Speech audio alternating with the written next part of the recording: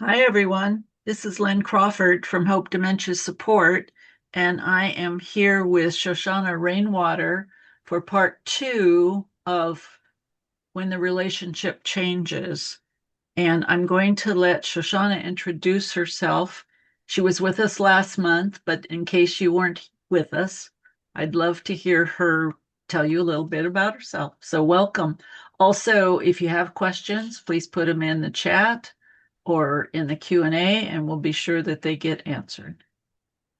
Yeah, thank you. Can you hear me? I certainly can. Okay. Well, hello, everyone. It's good to see some of you again, and welcome. If this is your first time hearing me talk, I was here last month talking about how dementia impacts and changes relationships. And it's such a meaty topic that we could do it in two parts and probably still not cover everything. So, tonight is part two of that, and I'm delighted to be back with you all. I'm a longtime clinical social worker here in the Portland, Oregon area. I actually have a slide, once I pull up my slide deck, a slide dedicated to kind of talking about me and my work. Um, I'm a clinician in private practice. I support people who are caring for an individual with a dementia diagnosis. And I support them by offering clarity, guidance, information specific to their person's kind of dementia that they might have, and helping people feel less alone and less afraid of the dementia journey. Dementia caregiving is, in my opinion, one of the hardest things that humans do. And everybody deserves to have good support from competent clinicians and places like Hope and all the other numerous resources that are out there aimed at supporting folks. So I'm going to do the most angst-provoking part of my evening, which is to pull up my slide deck. So bear with me. This will take a moment.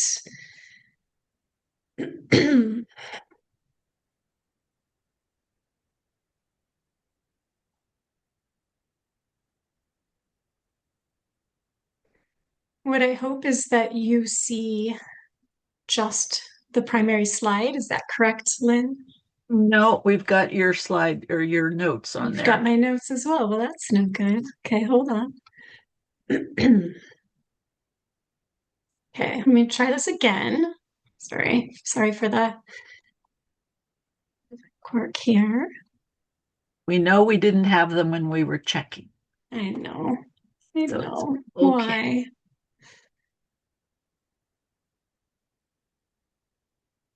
Okay, I'm gonna do something different here. Hold on There you one. are. Okay. And hold on As if one you want to do moment. the slideshow. Yeah, I'm waiting for my. There we go. And interview. How about now? What can you see now? Perfect. Okay, I can see my notes. I can see what's coming on the next slide, and you can see the primary slide. Is that right? That's correct. All right, let's jump in. So, what I don't have, and this is intentional on my part, I don't have the chat open for me to keep track of. It's too much for my brain to provide content and present, and also try to follow the chat. I will So, keep track. okay. And what I would ask, Lynn, is that we go through this dedicated 60 minutes of content and what we call kind of the didactic or the informational portion of this. And then I will stop presenting by 7:30 and open things up for discussion and Q&A and just to talk through whatever is on people's minds. Okay. Perfect. Okay, so I mentioned a little bit about me, longtime clinical social worker for over 20 years. I worked for a large health system here in Portland, working mostly in older adult care and then in palliative care for over a decade. And I left system work because I really wanted to be able to focus specifically on supporting this population of people who are doing this hard work of caring for people living with a dementia. Um, and so I've had this private practice for some time, and I also um, have a podcast called Hope Floats, and that can be found on most of the major platforms like Apple and Spotify. I have about 27 episodes covering all kinds of different topics that might be of interest to you. So I hope you will check that out if you get a chance. And then I also want to make a note and make sure folks know this part of me, which is that I'm a daughter of an individual who has a dementia diagnosis of mixed dementia. This is my mom, Lynn, and myself. I'm probably 7 or 8 years old here. And this is a photo of us taken on our family farm just south of Monmouth, deep down in the valley. And in my clinical practice, I often say, and I said it when we met last month, which is that dementia caregiving really, to me, feels like a largely unknowable experience. Unless you have walked this path or provided care yourself, it is really hard to understand just how uniquely challenging and sort of tender this experience is. My interest in my work in dementia long predated Lynn's diagnosis by many years, but I would say I really didn't fully understand the caregiving experience until I had the experience of caring for her and cohabitating with her for about 3 years earlier in her dementia journey. And I would say for all of the professional experience that I have sought and accumulated over the years, nothing has tested my outer edges of both empathy, compassion, and my understanding, like having this lived personal experience. And while I would never have chosen this experience for her or my family, I am really grateful for the learning that has come from it. And I call Lynn my greatest teacher.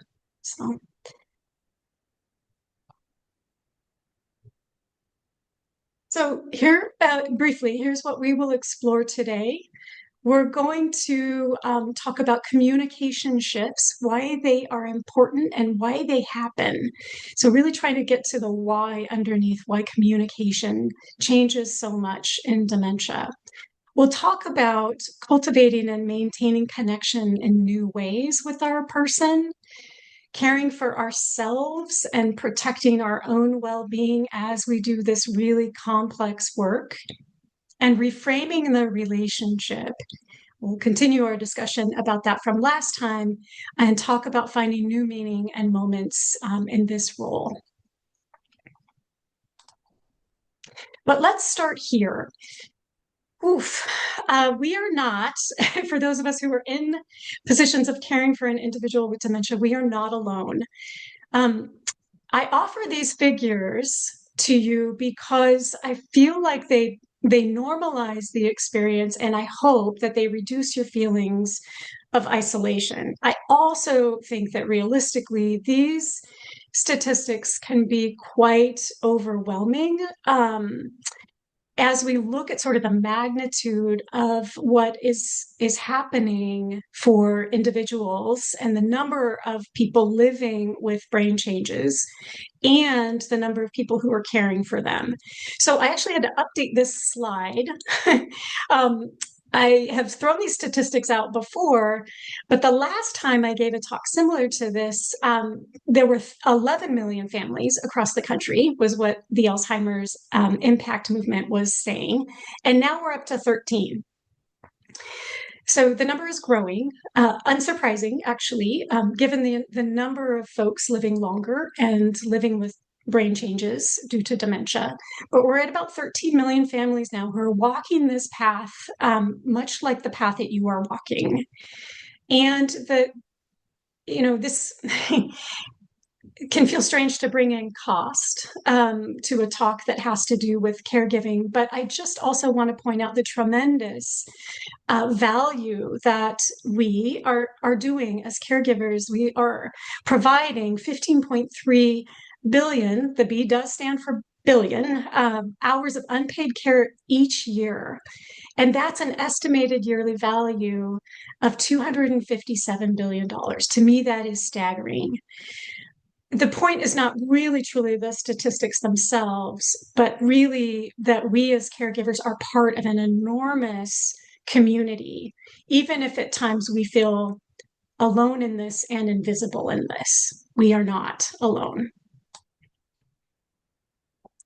So let's transition into section 1 of this talk about communication shifts. So I want to really underscore that when cognition changes, which it will, because that is the definition of dementia, is that it's a cognitive change or cognitive disorder, connection can still occur. It can feel difficult to maintain that connection, though, when our person, as we knew them, is changing due to cognitive decline. But as we'll discuss today, the connection can still endure, and changing how we communicate is what I call the primary tool that can help caregivers get through this experience in one piece.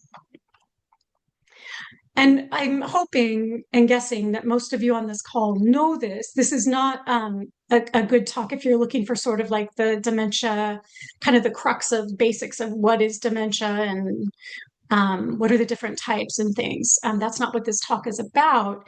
But I think most of you probably know we don't have cure yet. We have some new tools that are being recognized as potentially slowing down symptoms, but we don't yet have cure. And in the absence of cure, what we have is care. And how we care about folks with changing brains really matters. So this is a pretty meaty slide. When I saw it all, I was like, oh my God, that's so much to take in. So let's just, I want to slow us down and I want us to take a look at what we have here.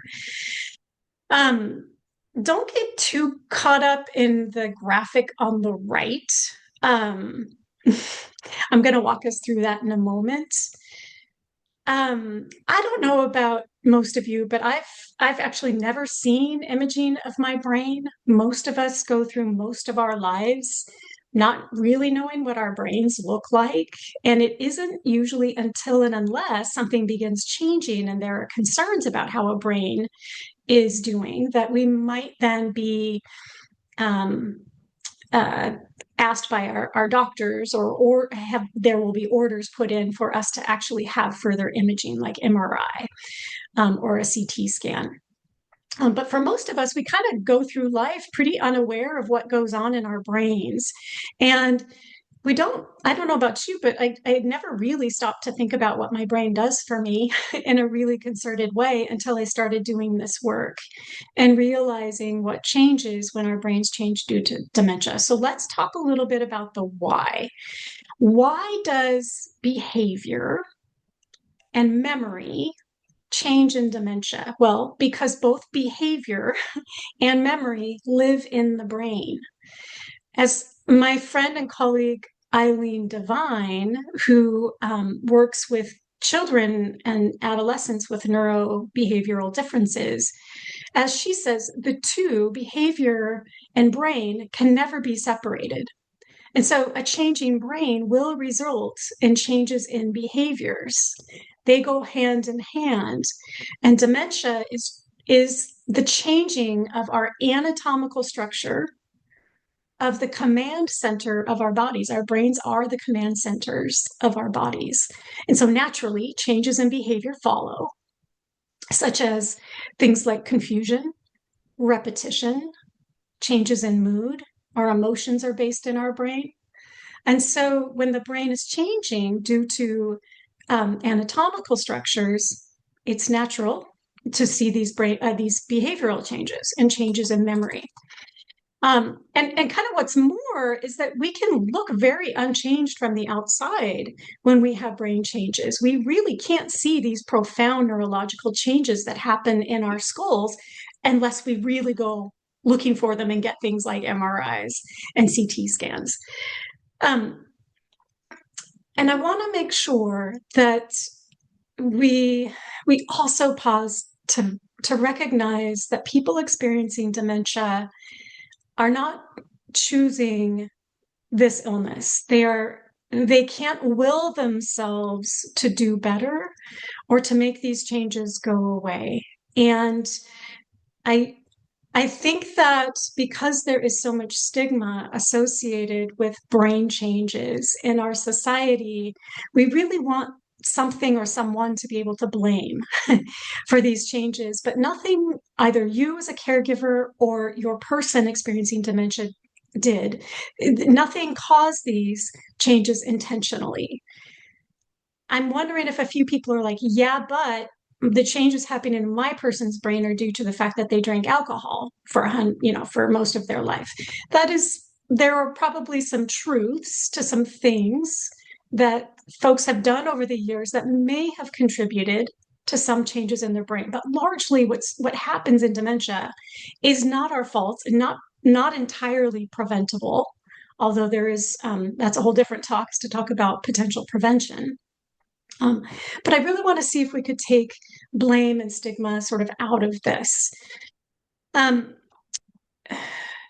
and then, um, so one of the area of the brain that really gets impacted in Alzheimer's disease, which is about 60% to 70% of all dementias are Alzheimer's disease. So it's by far the most common type, or what they call subtype.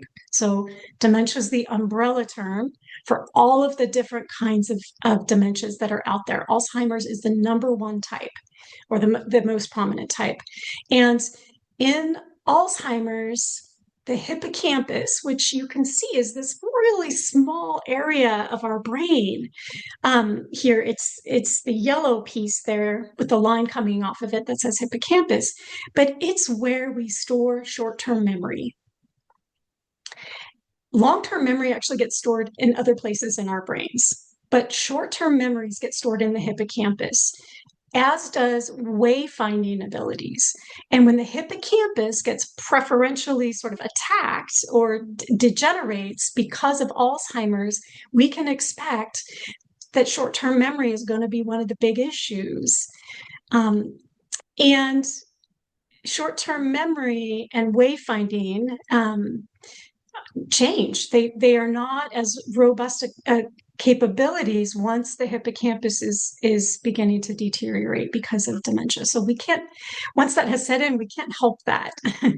The blue section here is really about our limbic system. And that is where our emotions live. And that also tends to be affected and impacted in dementias. And so that also helps explain why behaviors such as not having as good of emotional regulation or being angry, upset, agitated, those things are more understandable once we understand the parts of the brain that are changing. So this is about structural damage causing these changes. It's not about lack of will or people just not trying hard enough or just becoming real stinkers, because I know it can feel that way. So dementia changes everything about how our person with dementia experiences the world. And knowing how it does that can really help us depersonalize some of these behaviors. So these changes come from the disease, not from anything you've done, not from anything the person experiencing dementia has done intentionally. But some of the main areas we see are changes in memory. So the brain loses that ability to understand time and the concept of time. So the past and present can get mixed together. The ability to repress or tamp down our memories, like intrusive memories or negative memories, is negatively impacted. There's a dementia expert who works for the Dementia Society of America, Tammy Anastasia. sure I talked about her in the last talk I gave here. She says a brain experiencing dementia relives past memories. A healthy brain without dementia represses them. When our brains are changing due to dementia, it is much more difficult to repress some of these memories and also the more difficult memories that we have. And those can come out and look like significant behaviors. So words also slip away. You may notice this in your person that word language loses its effectiveness. We have trouble finding the right words. We're not able to follow longer sentences or explanations when we have dementia. Oftentimes, people find that truncating or using significantly fewer words can be more effective later in the stages of dementia. We call it functional speech, where instead of asking a person, hey, it's pretty cold outside today, would you like to put on this shirt? The short sleeve shirt, you want a short sleeve shirt or you want a long sleeve shirt, or you would simply hold up a shirt that you think would be the best shirt for them and say, this shirt today. So that's an example of functional speech.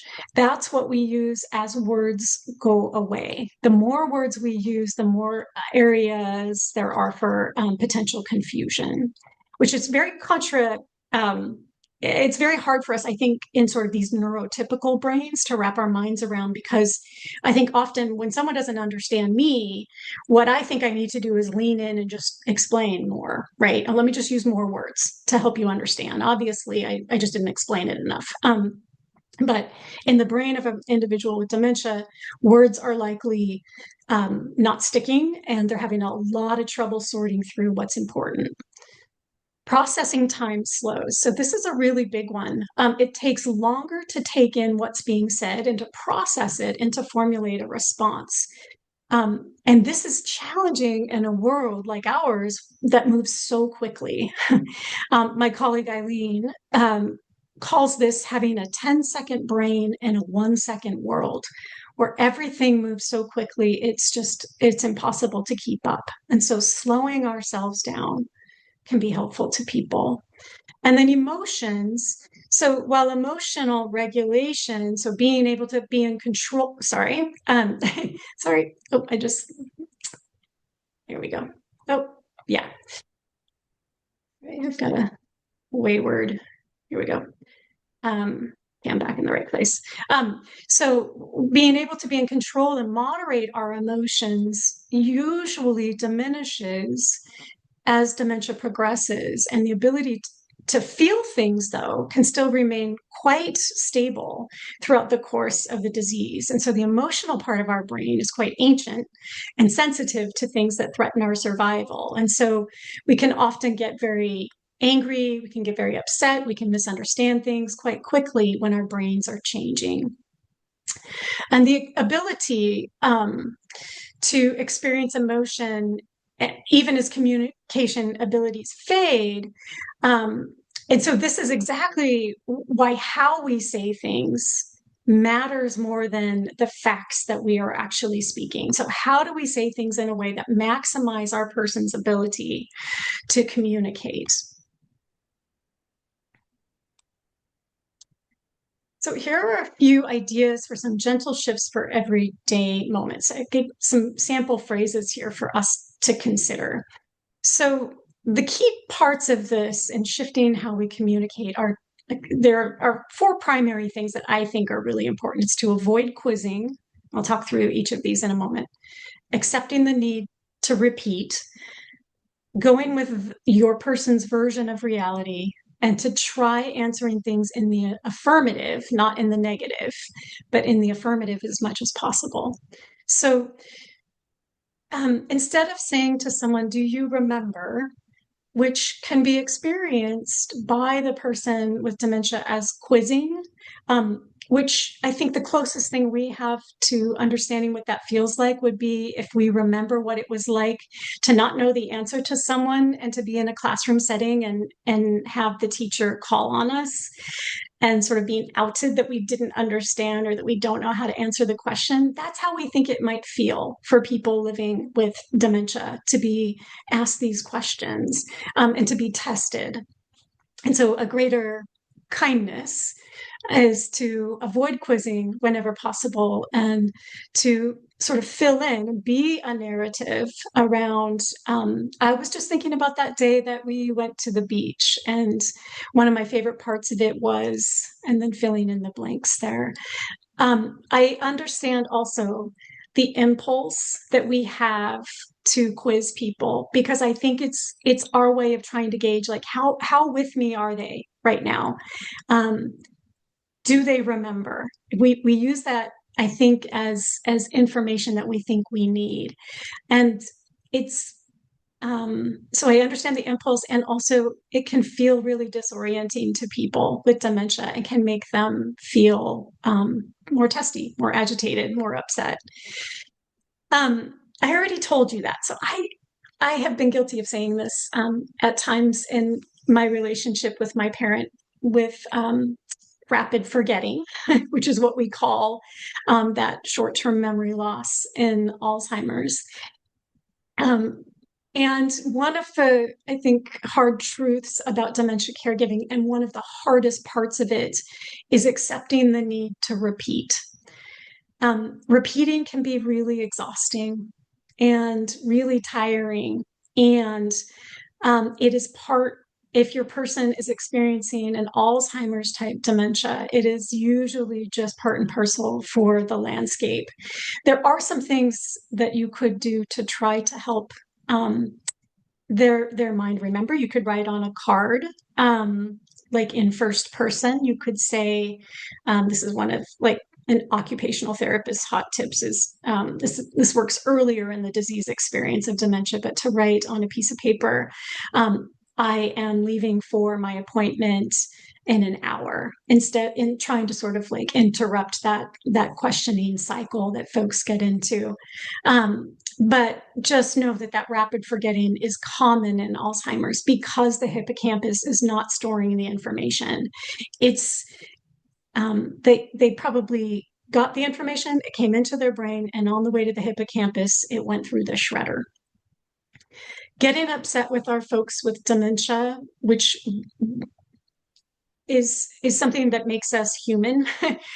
We can't expect that we will not become upset by repetition, but getting upset also doesn't help our people remember better, and in fact it can make them more agitated and worse, and that's not what we want for you as caregivers. We want your jobs to be easier, not harder.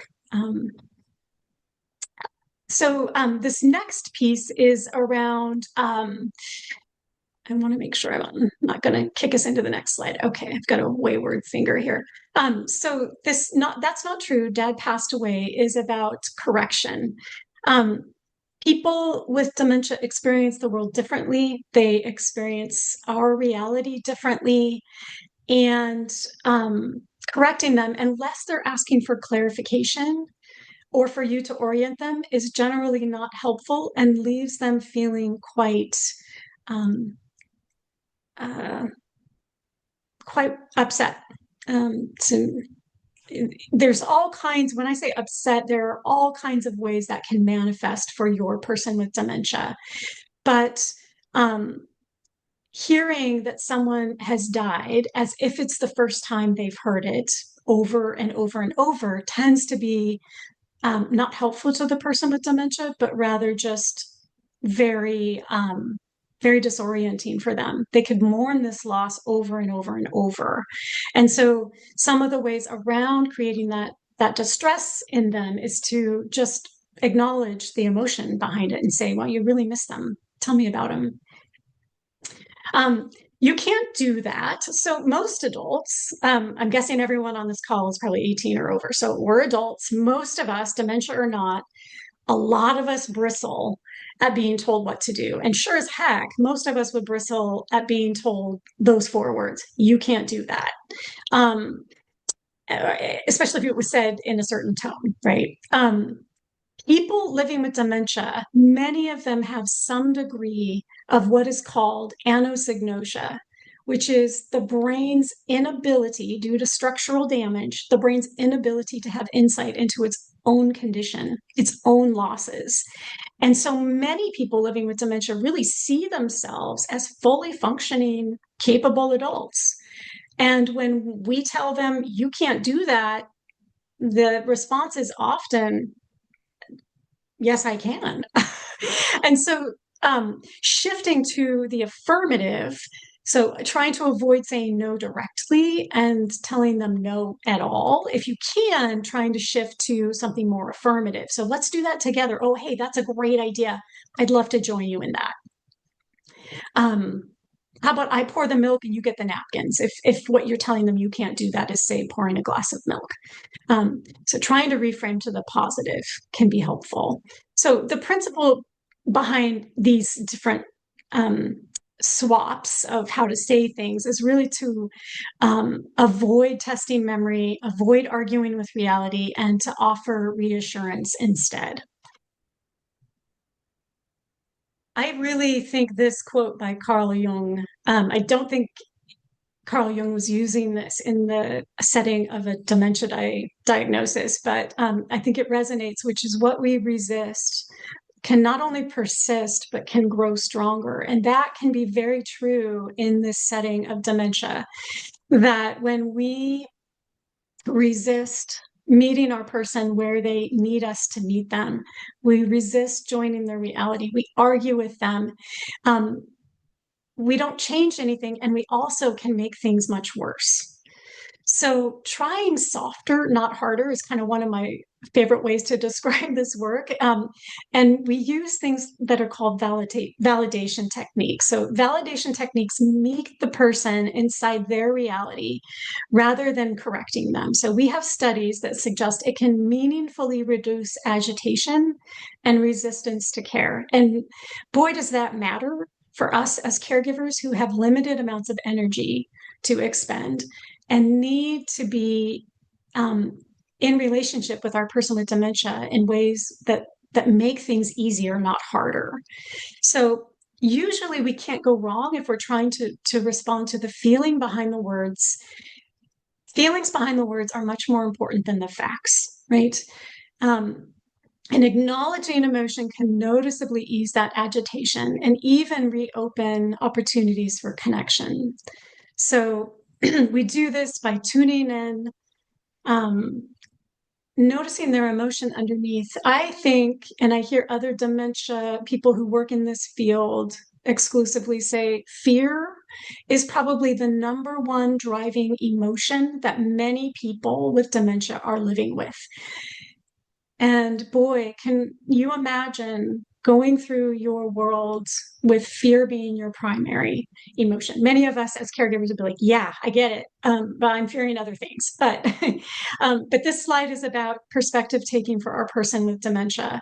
I think fear is a huge issue when we are uncertain and uneasy in our world because our brain simply doesn't understand it anymore. So acknowledging that, naming and accepting, you're feeling worried right now. I think I can see that for you. And then offering reassurance and redirection. So offering comfort and then gently shifting to something more soothing can be helpful. But you got to do step 2 first. If you don't do step 2 first, people just feel brushed over and they feel like they need to amp up to make sure that you understood their message. So really, step 2 of acknowledging what they are experiencing is really key. And so in practice, when a person says, I need to go home, which is an utterly common refrain and thing for people with dementia to say, especially as the disease progresses, you can try, you sound like you're really missing home. I'd love to hear about it. Will you tell me about it? Or what is the, your favorite place that you've ever lived? And then trying to offer something soothing, such as a favorite beverage or gentle redirection to something more pleasant, a more pleasant memory. Oh, that's my alarm telling me I should be halfway through. I don't know. Okay, here we go. Section 2. Okay, maintaining connection in new ways. So connection can still be felt as capabilities and capacities change. I know the first section really outlined a lot of what's being lost, and I wonder if folks are thinking, well, how could you possibly maintain connection with all of these losses going on. And I like this quote by Francis David, which is that we don't have to think alike to love alike. Um, Part of what's true about dementia is that it is a bit of a litmus test for the health and well-being of the relationships prior to the onset of the disease. And it's not that people can't find new ways of connecting, but if your relationship has really been fraught or challenging, or there were a lot of difficulties, it can make this care more difficult. But even with that, connection can endure beyond sort of the normal historical kinds of relationships that we've had and lives beyond words. So a lot of the nonverbals that we can do, like tone and touch, a warm voice, gentle hand, can really convey to people, you're safe, you belong here, when words are not seeming to get through. Simply being present, sitting together in shared quiet is connection. Silence can be therapeutic for people. Music and memory. Familiar songs can reach people in places that words just no longer can. That's because music is stored in a different part of the brain, according to Teepa Snow, dementia expert.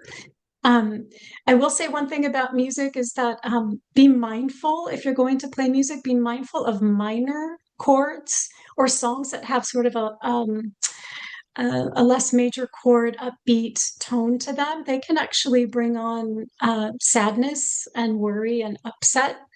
And so you just want to be mindful of that. And also of lyrics, making sure that lyrics are not something that might upset them if they have the capacity to understand language and lyrics. And then following their lead by trying to step into their world instead of pulling them back into ours. Boy, that is such hard work to do. And I will say with practice, it gets easier over time. And it requires of us a bit of surrendering to what used to be and being open to what is and what is now. So, some meaningful moments that can be sort of adapted to the changing brain. So, the goal is to shift the definition of success from task completion to task enjoyment. And this is also challenging for caregivers who have so many tasks on their plate that need completion. And it's coupled typically with a recognition of the loss inabilities of the person that they're caring for, that perhaps if it's a spousal couple, perhaps the partner used to be able to really do their part, and now all of those tasks are now on one person's plate, on the caregiver's plate. But when we're interacting with our folks with brain changes and dementia, we want our activities to match their remaining abilities so that we can avoid frustration on their part.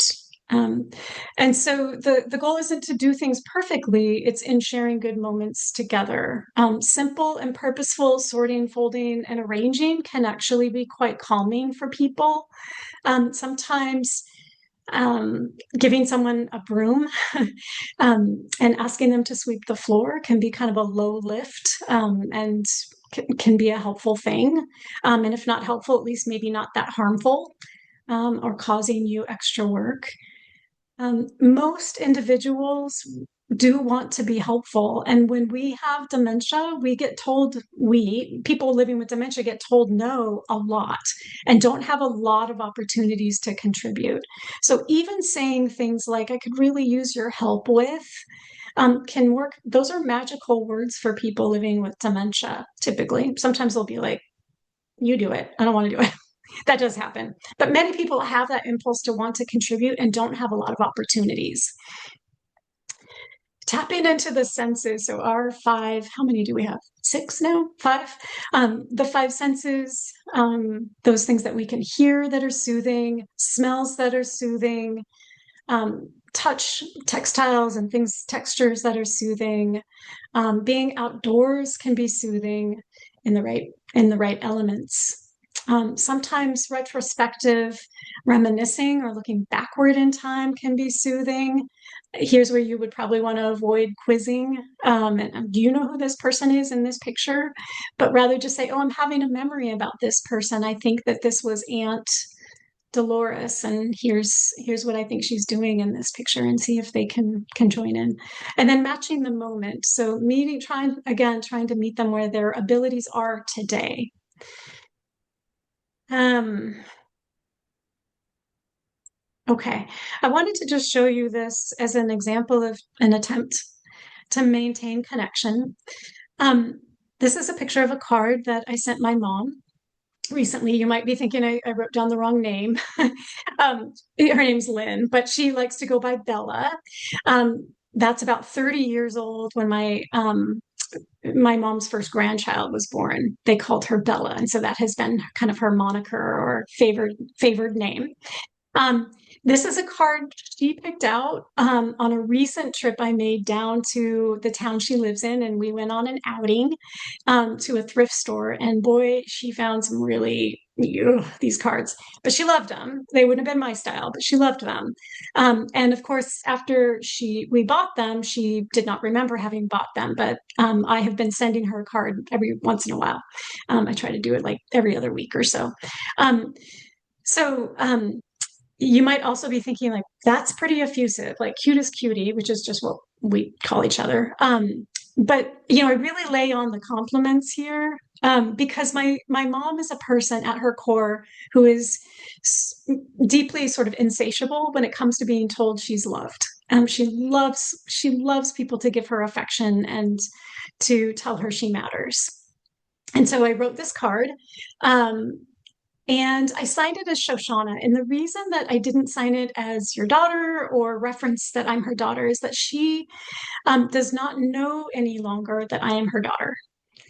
She understands when she's with me that I'm a person who loves her and treats her as if she matters, but she has no idea any longer that I am her daughter or that she has children. And when you ask her if she ever had children, she'll say, nope, always wanted them, but never had them. So um, I don't sign your daughter because I'm trying to meet her where she's at. I sign it Shoshana. Um, Sometimes she will refer to me as her sister or as her good friend. So I've had to accept that that's the relationship she assigns to me. And then the things on the left, I'm a big sticker person, so it was a pretty fun opportunity for me to be able to, get my sticker game on. So I put some different things there. She loves this mocha from a local coffee shop called Marry Me Mocha. She will be getting decaf if I have anything to say about it. But I put a few stickers and things, and then I wanted you to note these. I put things to do when we're together very soon, and I didn't name the timeline because time doesn't matter to her anymore. And in fact, when we say things like, well, next week or on Thursday, she actually focuses on that, hyper focuses, and then gets very worked up and thinks she needs to prepare for things. So I leave it very sort of loose and open, and I'll see you soon. So I just wanted to offer this as a way that I try to maintain connection with my mom. The other thing that happens in these cards that I send her is that my sister, who lives nearby, who will receive this card, goes to my sister's house. My sister takes it to her and is with her when she opens it. And oftentimes she will take a picture of it or she will record the experience and then sends it to me. And it is a really small yet important gesture that helps within me feeling an affinity and an enduring connection with my mom. So I offer this as one idea for how to think about maintaining connection, but in ways that look totally different. I mean, do I wish she knew she had a daughter? Yes. Do I miss our relationship? Yes, 100%. And I've realized if I'm going to maintain connection with her, I have to figure out how to do it differently. So thank you for letting me share that. Oh, and you might have seen this. Nope, bad for my teeth because I broke a tooth recently on a kernel, half pop kernel of popcorn. Okay, caring for ourselves. I don't know who gets to have a bathtub in front of this incredible view, but it's not me. This is a stock photo. And I used it a little bit in jest of like, wouldn't that be nice? Could you imagine? This is our Calgon. Um, this is our Calgon thing here. So many caregivers feel guilty prioritizing themselves. And I hope to reframe self-care as essential infrastructure for this incredibly difficult job that we're doing as caregivers. This is a quote from a book called Mattering. I like this quote because it reminds me of what's been described as sort of this linchpin quality of caregivers, which is caregivers are the ones holding everything together here. And what society expects of us as caregivers is often unreasonable. We're clearly doing the lion's share of caring in dementia. And we know we're essential and all the things that would fall apart without those, what was it, 15 billion hours of unpaid support every year. So we do so much, you do so much, and yet we often feel invisible, unappreciated, and that we don't matter, right? We know we're holding it together, and yet why do people still feel invisible in this space? This has been something on my mind throughout my career and has been a big galvanizer around why I try to do work in this space or try to give talks in this space is to really invite us to think about that question. So that can lead to feelings of overwhelm, understandable overwhelm. I've stopped using primarily the word burnout because burnout, I think over the years has developed a little bit of has a little bit of a self-blame quality. Like, well, if you're burned out, it's because you're not doing enough for yourself. You're not taking good enough care of yourself. I don't know. But I've started using overwhelm because this is what I see in people who are doing this important job of caring. So overwhelm is the high demands. So high demands coupled with low levels of support. That leads to depletion. So we have exhaustion that cannot be reversed or fixed by rest. We have irritability, sadness, or feeling numb that impedes our day-to-day function. Resentment or guilt that won't lift, pulling away from friends and activities that normally sustain you. That's different than friends pulling away from you or family pulling away from you, which I know is a challenge and is a very difficult thing in this landscape and does happen. It's a problem. But this is about you feeling so overwhelmed that you have to disengage in those things that once sustained you. Trouble sleeping or getting sick often and losing interest in things that you love. I would say if any of these, if more than one of these feels familiar, you might treat that as a signal that you need more support, which you certainly deserve. You deserve more support in this space. Okay. These are some ways, some ideas of how to help care for you or things that you can do. The first one is about setting realistic expectations. Dementia care is not a one-person job. Dementia, pretty early on in the disease experience, will outstrip the resources of a single caregiver pretty quickly. I see that happen all the time. And dementia, it's not a shortcoming on the caregiver's part. Dementia simply gets too big. The needs associated with dementia get too big. And it is very difficult. I have yet to see one person do it really, really well just on their own. It really is a team sport. And building out our teams as much as possible matter. Taking small breaks. Sometimes I think for caregivers, especially if you cohabitate with the individual with brain changes, it can feel like you don't even have micro moments where you can step away. But I wonder if you could think about starting with 10-minute chunks, 10-minute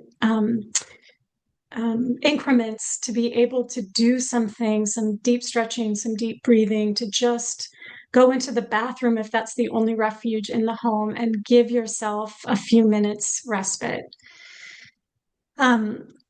Working to protect those really basic things that we do to and for our bodies to stay well. Things like trying to get a good night's sleep, eating foods that nourish us.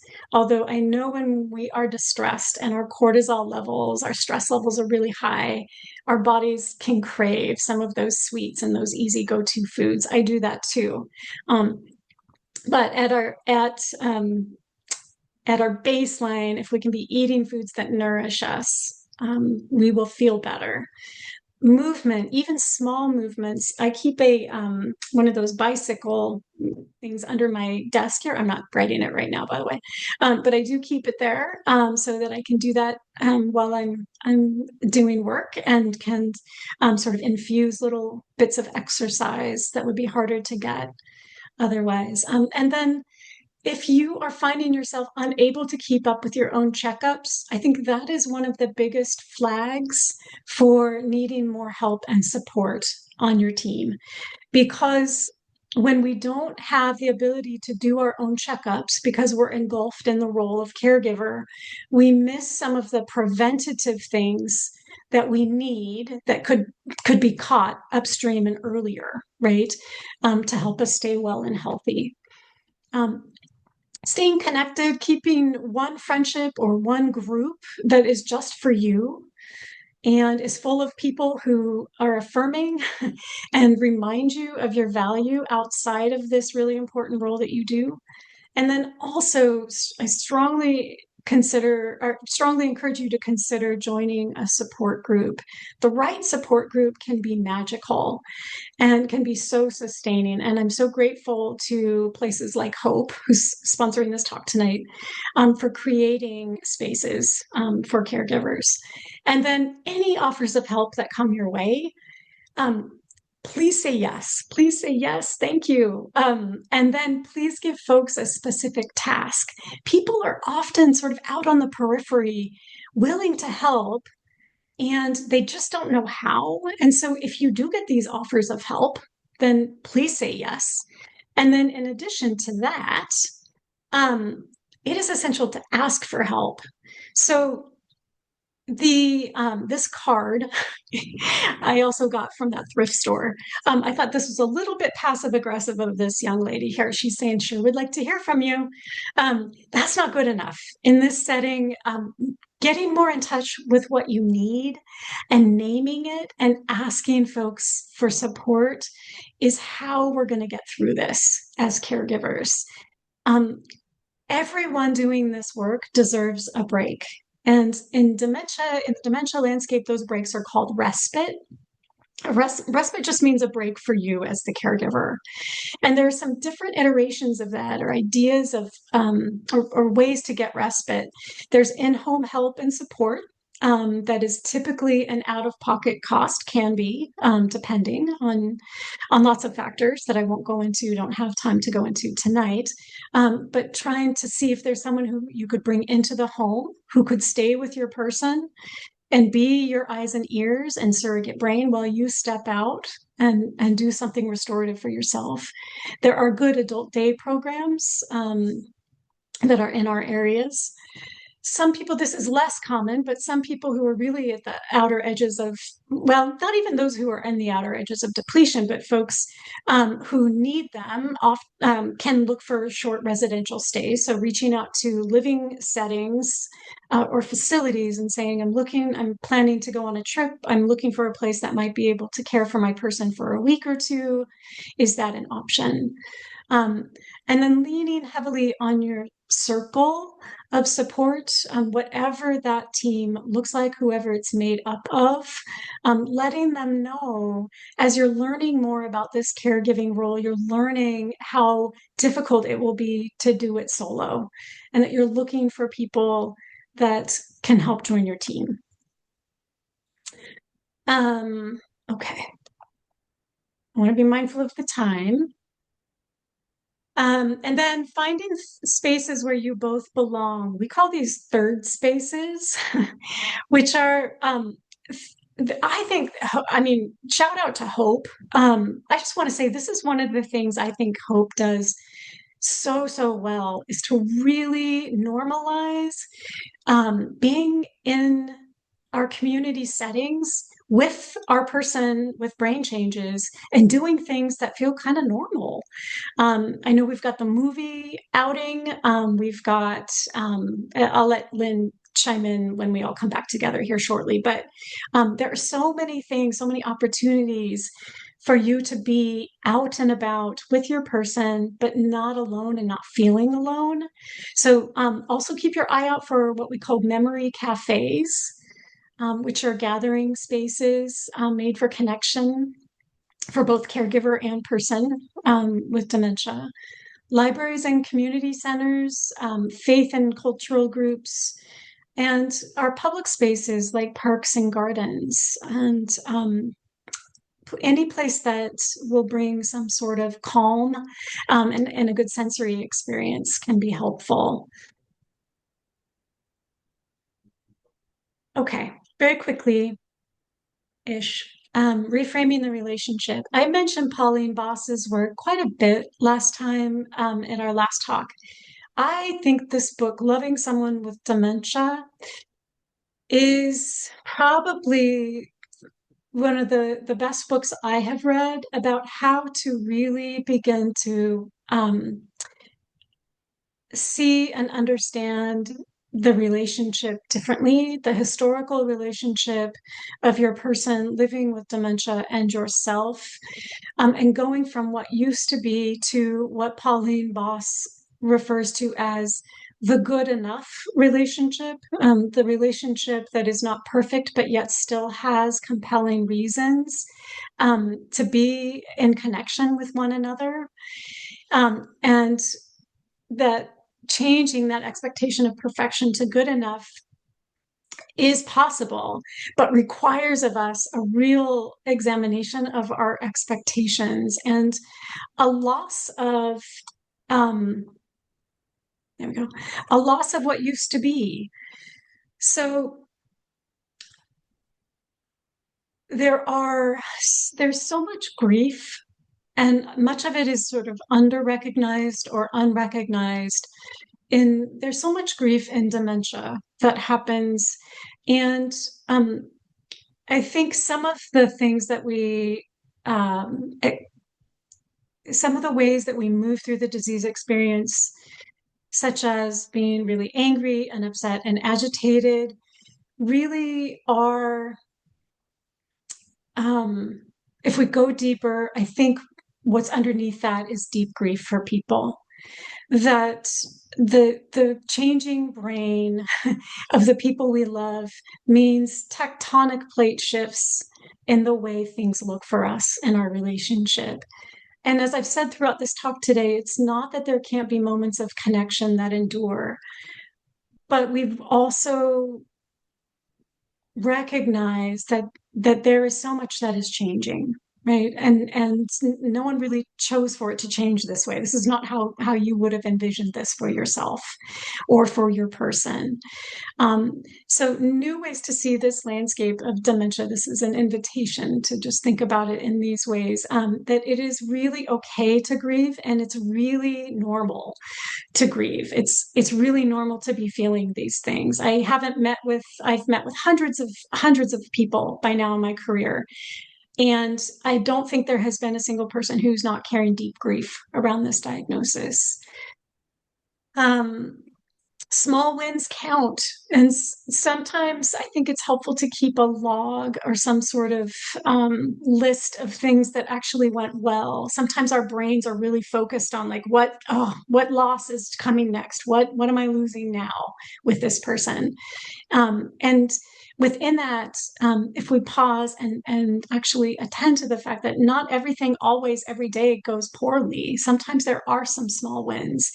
And I like to write things down because I need to come back and like be able to refresh my memory and look at that and be like, oh yeah, no, I mean, we had a good day that day, or we had a good hour that day. Um, One of the most important things that we do as caregivers in this space is to bring comfort.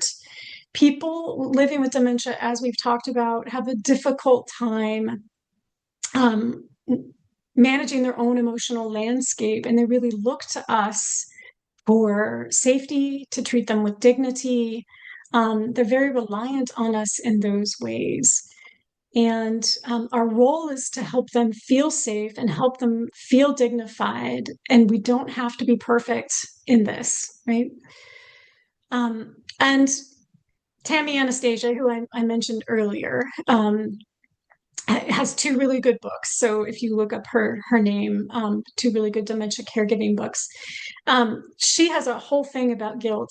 Guilt is just a waste of our energy in this landscape of dementia caregiving. We are working too hard to feel guilt. And that guilt is one of those things that it may be a cover up for other deeper emotions. So it's kind of a holding place for all the other things that we feel. We kind of just look at ourselves as if we're not measuring up, and we don't give ourselves credit for all the hard work that we're doing here. And so letting go of guilt, that's an easy thing to say. It's a process to do it, but it can be so well worth it to give yourself permission to not feel guilt in this space. You're working hard enough. So quickly, I will say, and I know we're at the 7:30 mark, and I said that we would be done so that we can open up for discussion. So I believe this is my yes, this is my last slide of speaking at you. And then we're going to open it up to have dialogue here. So a shift in our mindsets here from correcting to connecting. This is about person-centered care and meeting the people that we care for where they are and trying to honor who they are now. So some reframes here around trying to, when we get in arguments with folks, trying to maybe win that impulse to win the argument or to be right, keeping the peace and keeping people calm can actually be the bigger win here. There is no ability to change and fix the brain of the folks that we're caring for.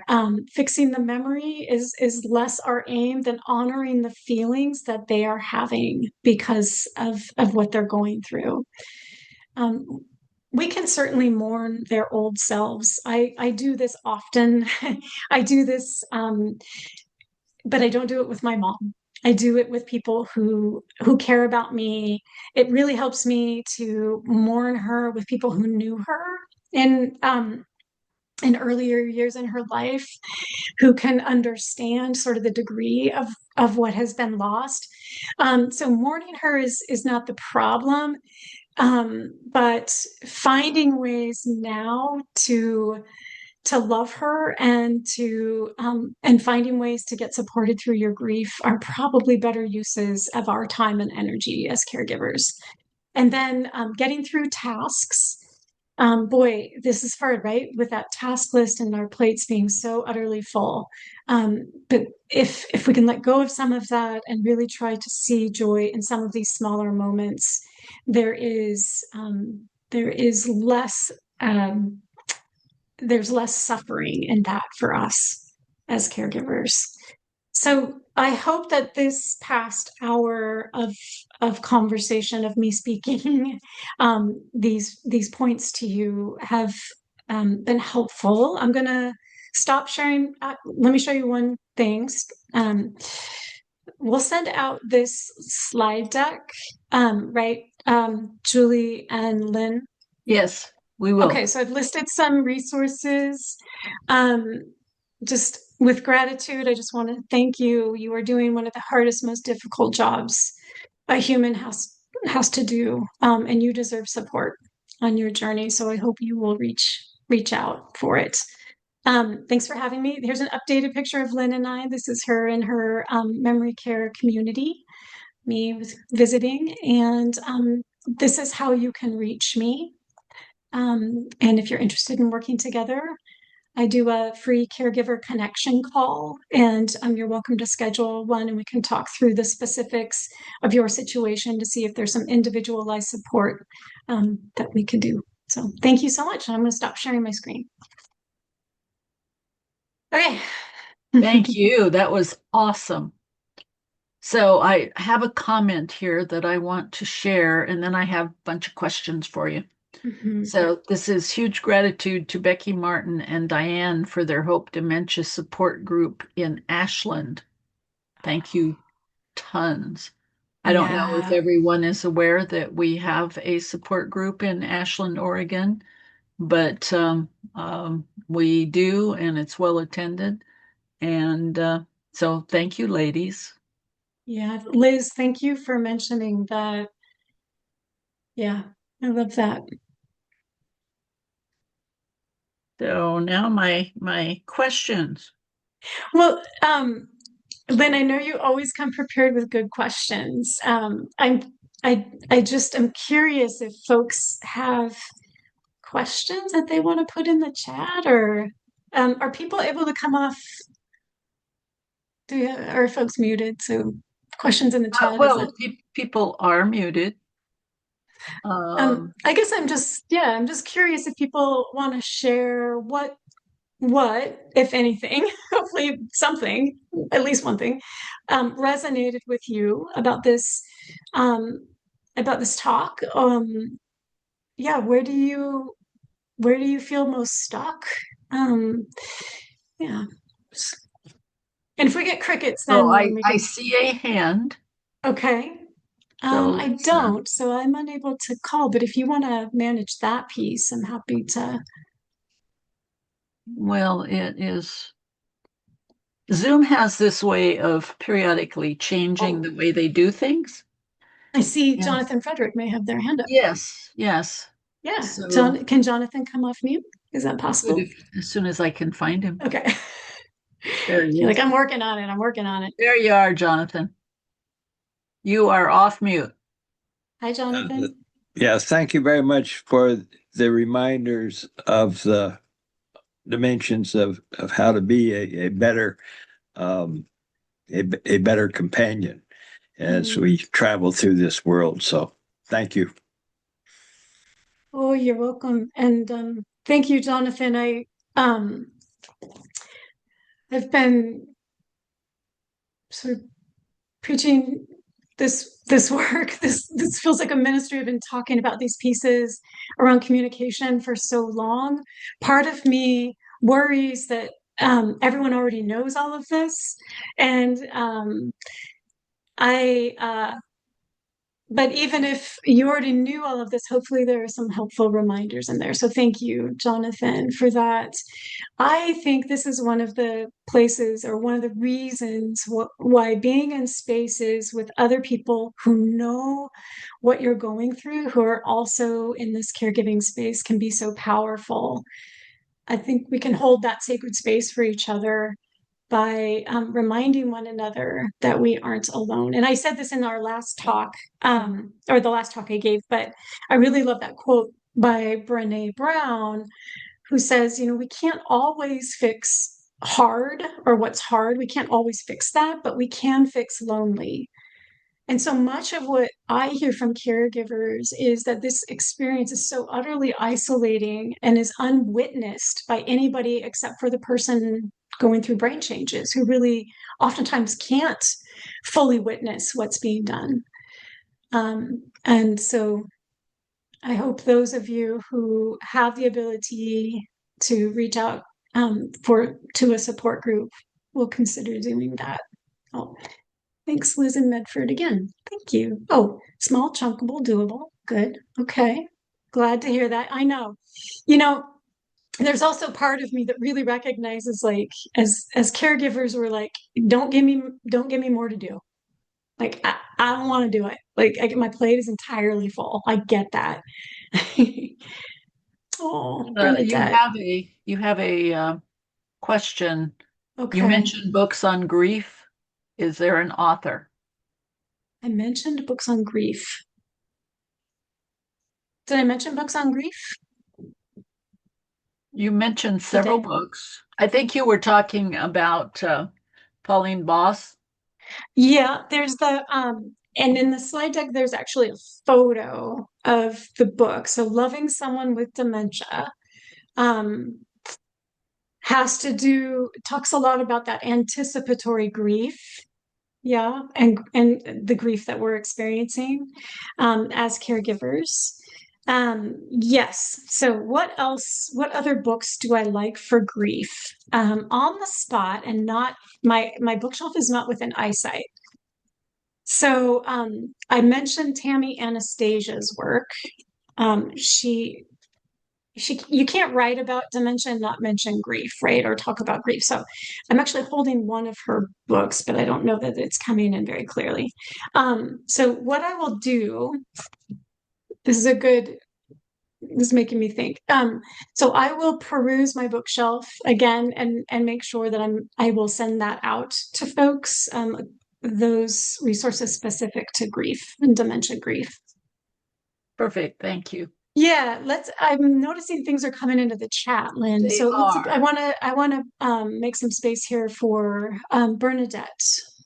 Bernadette, you are caring for your son. Oh, Bernadette, with early onset Alzheimer's. He's been in a memory care facility since March. Oh my goodness.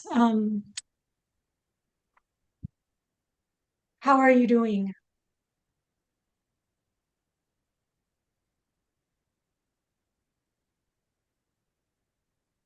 Yeah.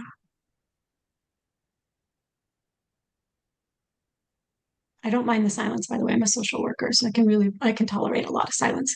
Um, you're So hanging in there. Bernadette, if you Yeah. are Yeah. up to speaking, you may. I have unmuted you. Okay, Mm. thank you, Lynn. So our son was recently in emergency because he had been getting really agitated and it turned into an aggressive situation. And so he'd gone to emergency once for a few hours and was returned, and then like 4 or 5 days later went again, and that manifested into a 48-hour hold until they were able to adjust his medication. And it didn't take too long, but I mean, to actually think about your loved one in restraints is really Yeah. tough. Yes. And, I think all patients with Alzheimer's has the similar symptoms and progression, and but when it comes to early onset or youth onset, it's really a whole nother ball game. Yes. They haven't had the opportunity to live their life. Their children are still young. He has Yes. two sons who are 12 and 14, and a wife who's only 47, and it's just been really, really rough on the entire family. Yes. And Yeah. I have reached out to Lorenzo House, and I'm looking forward to talking to someone next week, because I want to get the kids some help because they don't feel like they have a father or had a father because he's been sick for such a long time. Yeah. And, Yeah. they don't like going to the memory care place. And, there's a whole lot of different aspects once they go into a memory care facility, right? Yes. I mean, I wasn't, when he would stay with us and his wife, we were sharing caregiving. He didn't recognize me as his mother anymore. He thought I don't know who he thought I was. Now Yeah. that he's in memory care, I'm his mother again. So, Mm. so that's nice, but I'm Yeah. also, he holds me responsible for locking him up. So Yeah. anyway, I don't Yeah. want to monopolize the time, but it is a, a different It is. a different world. And I have read the book you mentioned. Um, Really fabulous book. Really helped me understand this long-term grief that we all experience and stuff. Which book, Bernadette, are you referring That to was the Loving Someone poem? Who Has Mm. Dementia. Yes, Yeah. Okay. excellent book. Um, Bernadette, if you want to put your email address, if you're comfortable with that, into the, how do we want to do this? If you want to email me, oh, I can email you. Yes, sure. okay, I have some thoughts and some resources for early onset specific Terrific. things, and would be happy to share those with you. So thank you so much for coming off mute and sharing. That is a dementia is in almost every situation so challenging, and there is much more additional layers of challenge and heartbreak when it's young onset. And so I deeply appreciate you sharing. We're thinking of you. Yeah. I want to make sure I give some other folks a chance to, let's see. Oh, Lori, your husband's 15 years older, officially diagnosed so you're about almost 5 years into this experience. Yeah, this day to day is exhausting. And I have unmuted you, Lori, if you choose to speak. Otherwise, Yeah. we'll So just Lori, let Shoshana answer the question. yeah. So you are pouring all of your energy into helping care for him. The day to day is exhausting, right? And your emotional needs, my guess, have been put on a shelf, right? And if you're off mute, do you want to say anything more about that? No, it's just, I've been seeing a shrink for about 2 years now, which helps tremendously. And she says what you said, what I'm going through is deep, deep grief. I don't see it as grief yet. The frustration, and I think the hardest part is just doing all the work and never feeling any validation. That might sound selfish, but that's how I feel. Like I get hostility but he's not bad. He's just bad enough. Yeah. He doesn't drive anymore. He didn't fight me on that. He's 81. He got a Yeah. brain shunt put in about 2.5 years ago because he was falling down a lot and he ended up having hydrocephalus. Mm-hmm. So I have to watch for infections. It's by 6 o'clock at night, I tell him I can't talk anymore. And Yeah. I just really don't talk because I'm just done. Yeah. But I don't know. How can I emotionally feel better? I don't know. I mean, it's a huge question, right? Yeah. And the answer for you is going to be different than the answer for other people. And I think I would invite you to start with like a needs assessment. And I might invite you to think about doing like a brain dump on all the things that you are doing for him. And in that, when you look at that body of work, I wonder if there is anything that is a low-hanging fruit that could be taken off your plate by anybody else, whether that's paid or not paid. Because I'm not sure if you are full with tasks, right? You don't have the capacity or the ability to sort of carve out this time that everybody tells you is so important. So I think one of the things I would be curious about is there anything that we could actually do differently to conserve your energy, or could we cut something out that you're doing that maybe you're overperforming because you're doing this so well, and then looking for opportunities to free up some of this emotional, the ability to focus on your emotional well-being.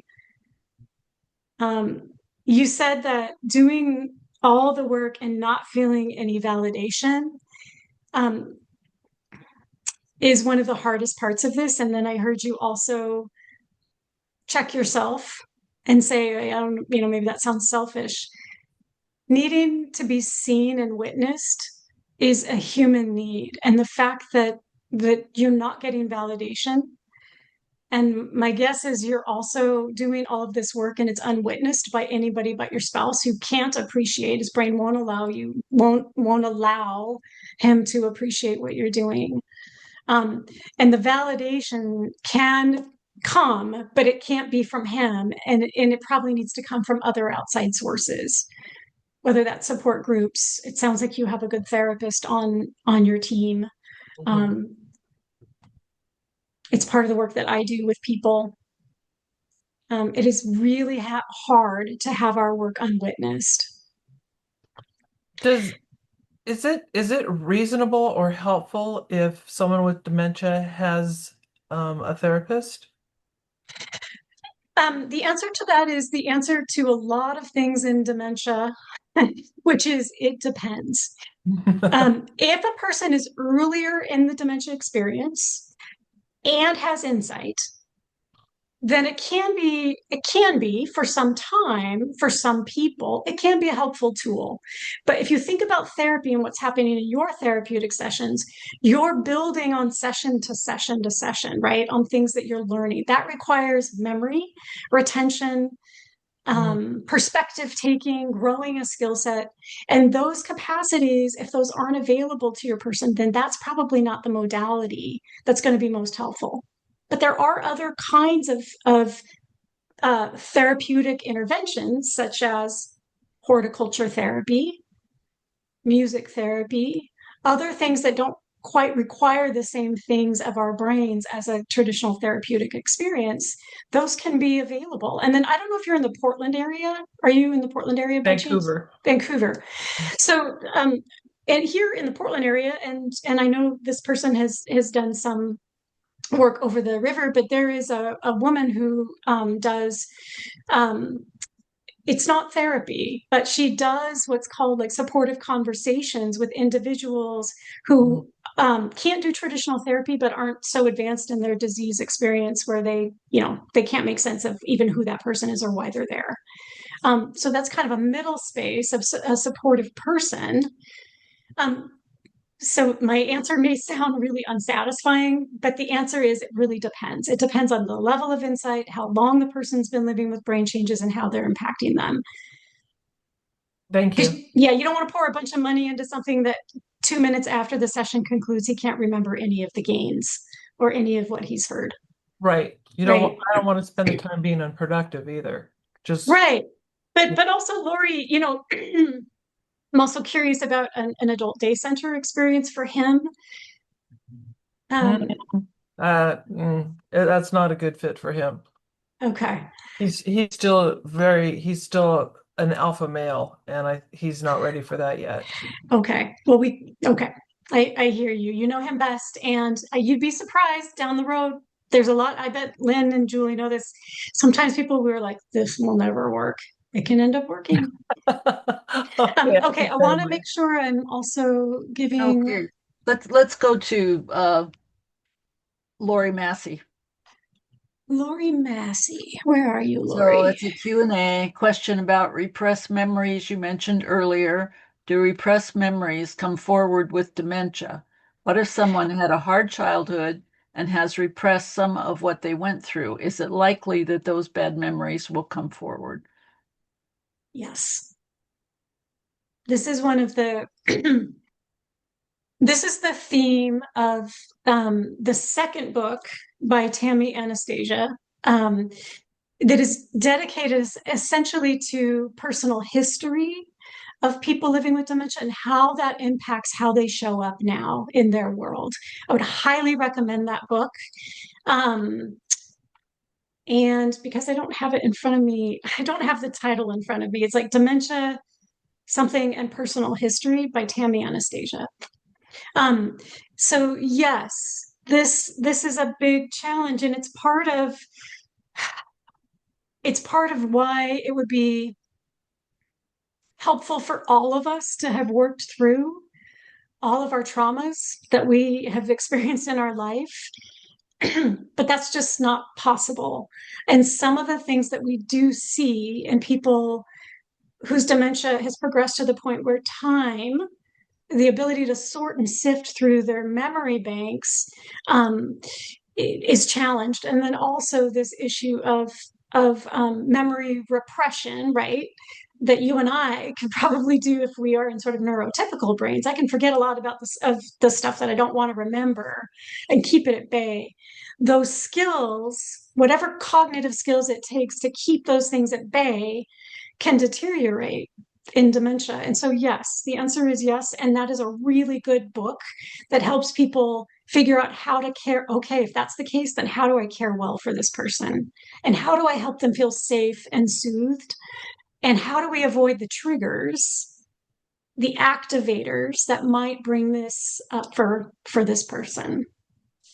So that's my like thumbnail sketch of what I would say to that. So So we okay. will put that author and the title of that book when I send out the slides.